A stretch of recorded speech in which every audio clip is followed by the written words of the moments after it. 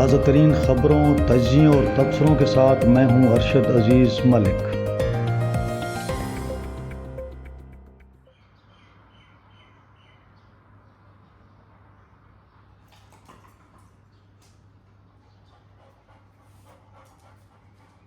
السلام علیکم ناظرین، امید ہے خیریت سے ہوں گے۔ آج نئے ویلاگ کے ساتھ ایک بار پھر حاضر ہوں۔ آج بات کریں گے وزیر اعلیٰ علی امین گنڈاپور نے غریب لوگوں کے لیے مفت سولر کی جو فراہمی کا اعلان کیا تھا، اس حوالے سے اس جو منصوبے کے اندر بے قاعدگیاں، بے ضابطگیاں سامنے آئی ہیں، اس پر آج تفصیل سے بات کریں گے۔ آج یہی موضوع ہے اور اس کے اندر بہت سارے ایسے معاملات ہیں جس سے محسوس ہوتا ہے کہ اس کے اندر کوئی معاملات ٹھیک نہیں ہیں اس کے اندر، اور بہت سے ایشوز اس کے اندر ہیں۔ تمام صورتحال آپ کے سامنے رکھ دیں گے اور فیصلہ آپ نے کرنا ہے کہ کیا جو الزامات لگ رہے ہیں اس کے اندر کوئی رشوت یا کک بیک سے کیا وہ درست ہیں یا نہیں۔ اس سے پہلے کہ تفصیل میں چلے جائیں، آپ سے وہی ریکویسٹ کہ چینل کو لائک کریں، سبسکرائب کریں، دوستوں کے ساتھ شیئر کریں، اور یہ جو بیل کا آئیکن ہے گھنٹی، اس کو پریس کر دیں۔ تو جناب، صورتحال ایسی ہے کہ علی امین گنڈاپور صاحب نے پچھلے سال اگست کے اندر یہ اعلان کیا کہ پنجاب اور سندھ کی طرح خیبر پختونخوا میں بھی غریب لوگوں کو سولر سسٹم جو ہے وہ مفت دیں گے۔ ایک اچھا آغاز تھا، ایک اچھا منصوبہ تھا، چونکہ ایک تو یہاں پہ لائٹ کا بھی ایشو ہے، لوڈ شیڈنگ بھی زیادہ ہوتی ہے، پھر ساتھ ساتھ جو بجلی کی قیمت ہے وہ بھی بہت زیادہ ہے، تو غریب لوگوں کے لیے یہ برداشت کرنا ناممکن تھا۔ تو یہ جو پیکج بنایا گیا یہ 1 kV سے کم تھا، وہ کافی چھوٹا سا تھا، جس سے صرف 2 پنکھے، فریج وغیرہ ہوگی اور کچھ بلب وغیرہ وہ چل سکیں، اور اس کے پیچھے یہی وہ تھا کہ تاکہ لوگوں کو کچھ ریلیف دیا جا سکے۔ اور میں سمجھتا ہوں کہ تحریک انصاف نے اس حوالے سے، وزیر اعلیٰ صاحب نے بڑا اچھا ایک ویژن دیا کہ لوگوں کو مفت سولر دیے جائیں۔ اس میں فیصلہ یہ ہوا کہ 1 لاکھ تقریباً کوئی 30,000 کے قریب لوگوں کو یہ سولر دیے جائیں گے۔ اب اس میں فیصلہ یہ ہوا کہ اس کو 4 اس میں پیکیجز میں تقسیم کر دیا جائے گا، یعنی 32,500 لوگ جو ہیں پہلی مرتبہ ان کو فری دیا جائے گا، پھر 32,500 لوگوں کو جو ہے وہ آدھی قیمت پر دیا جائے گا، اور آدھی قیمت جو تھی وہ حکومت نے دینی تھی اور آدھی قیمت جو تھی وہ لوگوں نے دینی تھی۔ جو آدھی قیمت تھی لوگوں کی وہ خیبر بینک نے اس کو دینا تھا، اور پھر یہ قسطیں جو تھی خیبر بینک کو ملنی تھی۔ تو اس حوالے سے یہ فیصلہ ہوا کہ 32,500 والی ایک فری اور 32,500 والی جو سبسڈائز ہے یہ پہلے مرحلے میں دے دیں گے، اور اس کے بعد دوسرے مرحلے میں اسی طرح 2 وہ دے دیں گے۔ تو یہ تقریباً 4 پیکیجز بن جائیں گے اور تقریباً 1,30,000 لوگوں کو ملے گا۔ لیکن میری بات ہوئی تھی مختلف حکام سے، تو ان کا خیال تھا کہ شاید اس سے زیادہ ہو جائے۔ اچھی بات ہے اگر جتنا حکومت افورڈ کر سکے لوگوں کو فیسیلٹی دے دے، ایک تو بجلی پر بوجھ کم ہو جائے گا، دوسرا یہ ہے کہ لوڈ شیڈنگ کا مسئلہ بھی لوگوں کا حل ہو جائے گا، اور ساتھ ساتھ جو لوگوں پر معاشی دباؤ ہے وہ بھی کم ہو جائے گا۔ لیکن اس منصوبے کے ساتھ ہوا کیا؟ یہ ایک کہانی ہے، اور یہ اتنی زبردست کہانی ہے کہ جس کو آپ سن کر حیران رہ جائیں گے۔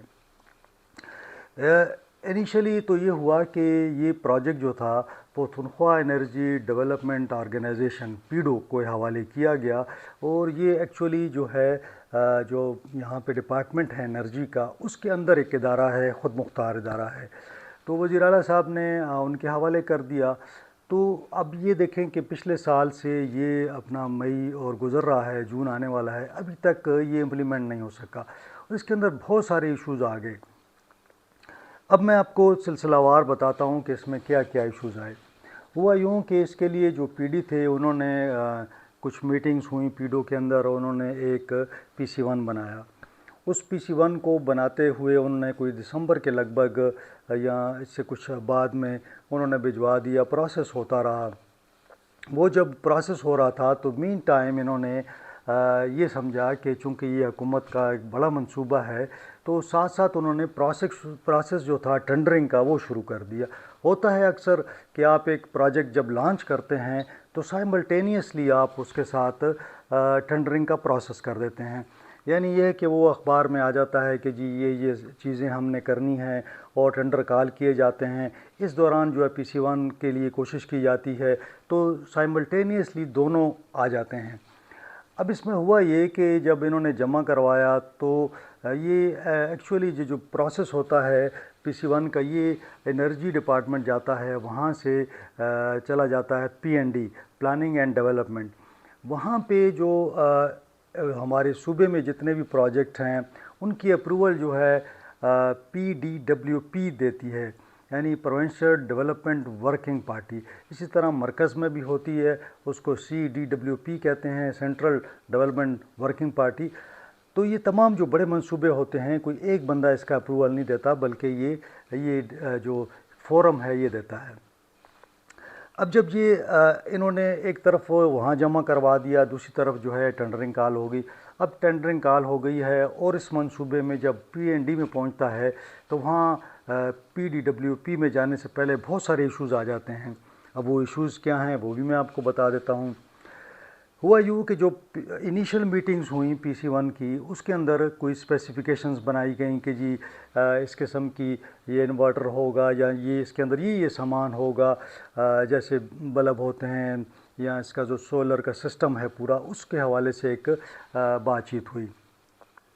اسی بات چیت پر PDO نے جو ہے ٹینڈر کال کرنا تھا، لیکن جب ٹینڈر کال کیا گیا تو انہوں نے آل ان ون ایک اور آئٹم ہے اس کو اس میں شامل کر دیا، یعنی اس کے اندر یہ تھا کہ بہت ساری چیزیں اس کے اندر آ جانی تھی آل ان ون سسٹم کے اندر، اور اس سے باہر جو تھا صرف آپ کی یہ پینل اور اس کے ساتھ لائٹیں وغیرہ رہ جانی تھی۔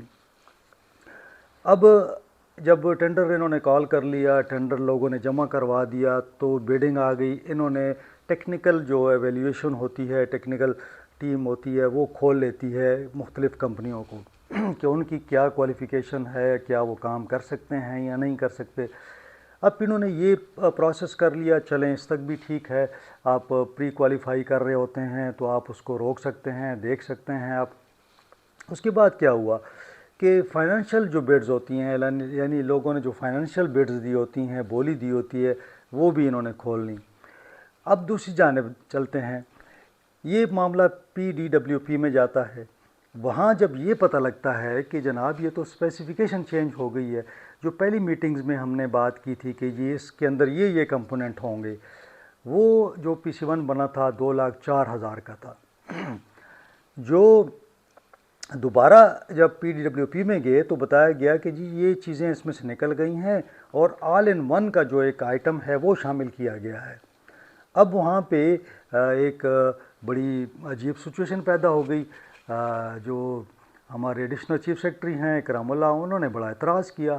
انہوں نے کہا کہ بھئی جب بات چیت ہو رہی تھی اس اسپیسیفیکیشن پہ، تو اسپیسیفیکیشن کیسے چینج ہو گئی؟ اور پھر انہوں نے ساتھ میں یہ کہا کہ جناب یہ ٹینڈر کس نے کال کر لیا ہے، اور اگر ٹینڈر کال کیا بھی تھا تو یہ کوٹیشنیں کھول بھی لی گئیں، فائنینشیل بیڈنگ کھول لی گئی، ساری پارٹیوں کا پتہ لگ گیا کہ کس کس کو کیا دینا ہے۔ انہوں نے کافی اعتراض کیا، انہوں نے اٹھا کے اس کو ریجیکٹ کر دیا، یعنی انہوں نے ڈیفر کر دیا۔ ڈیفر کرتے ہوئے انہوں نے لکھا، یہ آبزرویشن انہوں نے دی کہ جی بھئی ٹینڈرنگ جو ہے ہماری منظوری کے بغیر ہوئی ہے، فائنینشیل بیڈ کھول دی گئی ہے، اسپیسیفیکیشن چینج کی گئی ہے۔ سب سے بڑی بات انہوں نے کی کہ ریٹ ٹھیک نہیں ہے، اس ریٹ کے اندر یہ معاملات کچھ غلط ہوئے ہیں۔ اب جب میں نے کچھ ایکسپرٹ سے بات کی تو میں نے ان سے یہ پوچھا کہ آپ مجھے بتائیں اگر اسپیسیفیکیشن چینج ہوتی ہے تو ہوتا ہے اکثر ایک چیز چینج کر کے دوسری لگا دی، جو اس کے اندر کمپوننٹ چینج ہو گیا تو کیا اس سے فرق پڑتا ہے؟ انہوں نے مجھے بتایا کہ جی جو کیلکولیشن ہم نے کی تھی، یعنی جو ریٹس ہمارے پاس ہوتے ہیں، اس کے جو منظور شدہ ریٹ ہوتے ہیں حکومت کے، MRS اس کو کہتے ہیں، مارکیٹ ریٹ، جو ان کے انہوں نے فکس کیے ہوتے ہیں، اور کچھ ایسے ریٹ ہوتے ہیں جو فکس نہیں ہوتے، تو اس کے لیے ایک کمیٹی جو ہے وہ مارکیٹ کی اسسمنٹ کر کے ایک ریٹ فکس کرتی ہے۔ انہوں نے بتایا کہ جو پہلی ہم نے میٹنگز کی تھیں اس کے اندر جو اسپیسیفیکیشن تھی اس کی لاگت تھی 2,04,000، یعنی یہ چیزیں شامل تھیں۔ لیکن جب انہوں نے آل ان ون کی بات کر دی، آل ان ون جو ہے اگر اس کو ہم شامل کرتے ہیں اور یہ باقی چیزیں نکالتے ہیں تو اس کی جو وہ ایک پیکج ہے، ایک یونٹ ہے جو یعنی ایک پیکج کا جو یونٹ ہوتا ہے، یعنی ایک آدمی ایک فیملی کے لیے جو پیکج ہم دیں گے وہ اس کی قیمت 1,40,000 سے کم بنتی ہے۔ یعنی جو PC-1 بنا ہے وہ 2,04,000 کا ہے، جبکہ یہ جو اسپیسیفیکیشن چینج ہوئی ہے، آل ان ون شامل ہوا ہے، تو آل ان ون کی قیمت کوئی 60-70 ہزار کے قریب ہے۔ اور یہ اس کو ملا کے اگر آپ اسی پیکج کو بناتے ہیں، کسی ایک یونٹ بنا لیتے ہیں تو اس یونٹ کی قیمت بنتی ہے 1,40,000 سے بھی کم۔ تو لہٰذا یہ 60 اور 64,000 روپے کا، یا آپ سمجھیں کہ تقریباً 64,000 روپے کا فرق آ رہا ہے ایک یونٹ میں۔ تو دینے کتنے ہیں؟ 1,30,000۔ تو یہ ایک بڑا ایشو بن گیا کہ بھئی یہ اس پہ تو ہم اس قیمت پہ تو اس کو ہم اپروو نہیں کر سکتے۔ بہرحال وہ ایک ایشو بن گیا، وزیر اعلیٰ صاحب نے بھی اس میں انٹروین کیا اور جناب پھر کہا گیا کہ ایک کمیٹی بلائی جائے جو تمام سیکٹریز پر مشتمل ہوتی ہے، وہ کسی آئٹم کو اس کا ریٹ لگاتے ہیں، اس کو انلسٹ کرتے ہیں اور اس کا ریٹ لگا دیتے ہیں حکومت کی طرف سے۔ بات یہاں نہیں ختم ہوتی، اور بھی بڑی دلچسپ باتیں ہیں اس کے اندر، وہ بھی آپ سنیں گے تو آپ حیران ہو جائیں گے۔ ہوا یوں 20 پیکیجز بنائے انہوں نے، یہ جو کانٹریکٹ تھا اس کو انہوں نے تقسیم کر دیا 20 پیکیجز میں۔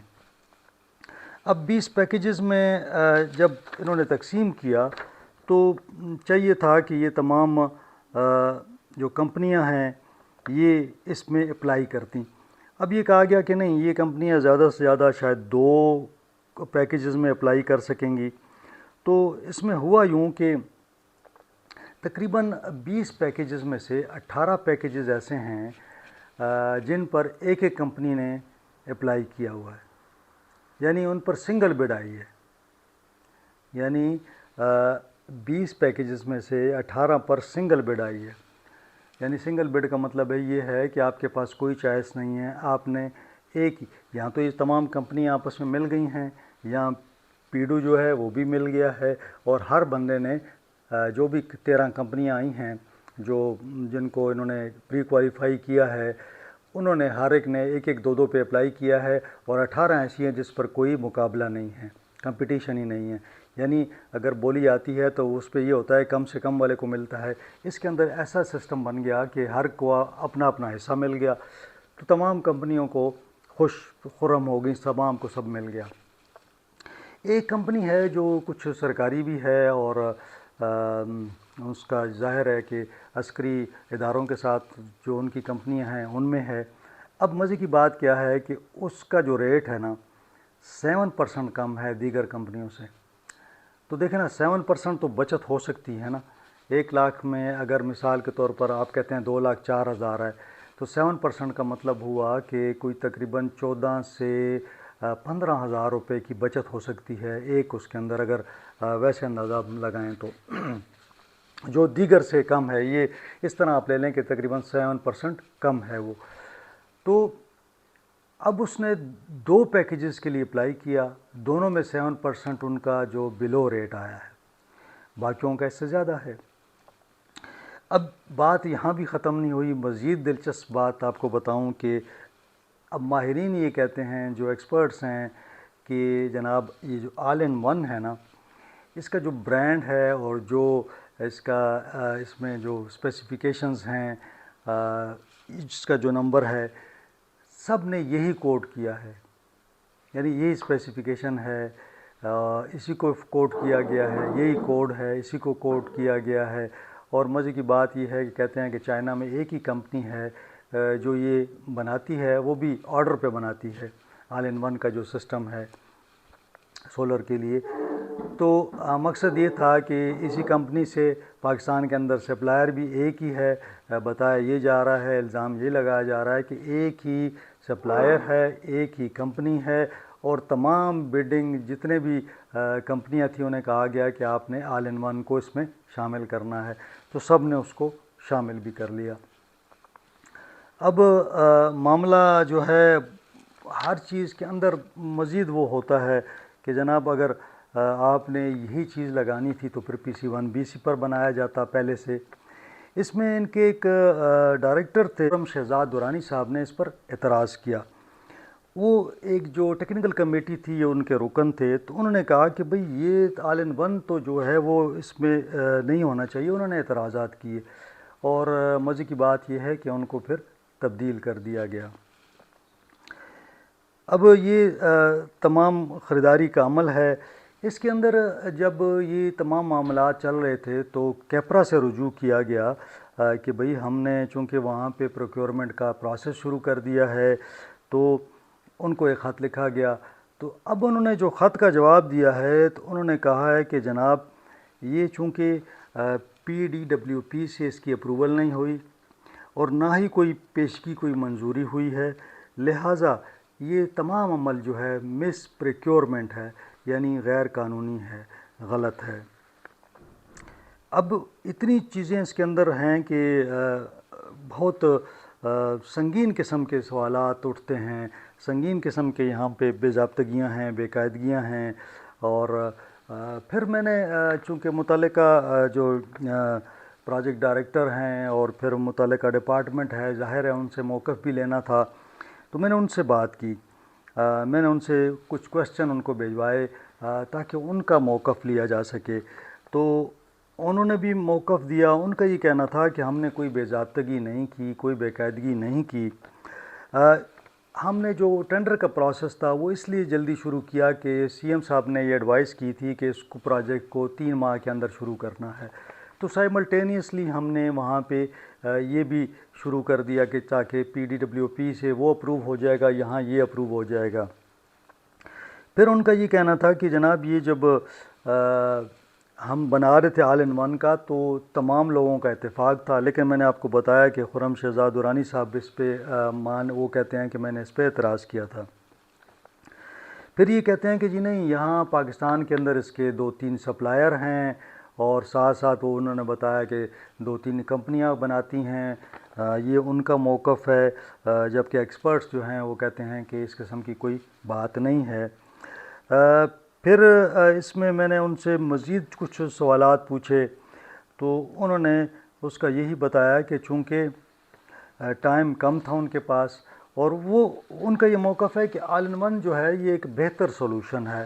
تو میرا یہ کویشچن تھا کہ اگر یہ آل ان ون بہتر سولوشن تھا، لیکن ساتھ وہ یہ بھی کہتے ہیں کہ ہم نے لوگوں کو یہ چوائس دی ہے کہ آل ان ون آپ لگائیں یا وہ تو میں نے کہا یہ تو کچھ عجیب سا ہو گیا، PC-1 تو ایک ہی ہوگا نا۔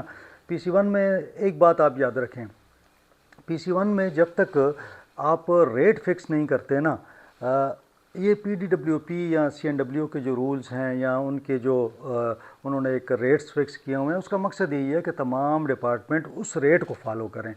اس طرح تو پھر ہر ڈپارٹمنٹ اپنا ایک لے آئے گا ریٹ، ہر چیز کا ڈیفرنٹ ریٹ آ جائے گا۔ تو حکومت کے اندر اس چیز کو ختم کرنے کے لیے ریٹ فکس کیے گئے۔ آل ان ون ایک نئی آئٹم ہے، اس کا ریٹ ہی فکس نہیں ہے۔ پھر اس کے اندر جو میں بتا رہا ہوں کہ یہ $225 کا وہ کمپنی دے رہی ہے، جو میں نے رابطہ کیا، معلوم کیا، تو اگر اس کے بغیر آل ان ون کے بغیر آپ 2-3 آئٹم اس کے اندر ڈال لیں، جو سولر پلیٹیں ہیں، ساتھ پنکھے ہیں، DC لائٹیں ہیں، تو یہ سارا اس کے اوپر ٹیکس بھی ڈال لیں تو یہ وہ 1,40,000 سے کم بنتا ہے۔ تو پھر PC-1 جو تھا وہ 1,40,000 یا اس کے لگ بھگ بننا چاہیے تھا۔ اب وہاں پہ جب تک ریٹ فکس نہ ہو تو ٹینڈر تو آپ تب کال کریں گے نا جب آپ PC-1 میں ریٹ فکس کر لیں گے۔ جب آپ بولی دینے کے لیے لوگوں کو بلائیں گے تو وہ آپ ان کو بتائیں گے کہ یہ ریٹ ہمارے ہیں، آپ بتائیں آپ کتنا ہمیں اس کے اندر کم سے کم بولی آپ دے سکتے ہیں۔ تو وہ سارا پروسیس جو ہے وہ مشکوک ہو گیا ہے۔ اب جو کل ایک میٹنگ ہونے جا رہی ہے اس کے اندر یہی ہوگا کہ دیکھا جائے گا کہ کیا آل ان ون کو اس میں شامل کیا جائے، ٹیکنیکلی پاسبل ہے، ٹھیک ہے، اس میں لیتھیم کی بیٹری ہے، اور چیزیں جو اس کے اندر لگنی ہیں، پھر اگر اس کو کرنا ہے اپروو تو اس کا کیا پرائس ہوگی پاکستان میں، اور اگر پرائس فکس کرنی ہے تو اس کے بعد اس کو PC-1 میں ڈال کے کیا ریٹ ہونا چاہیے۔ تو یہ تمام چیزیں اب دوبارہ کل اس میں ڈسکس ہوں گی۔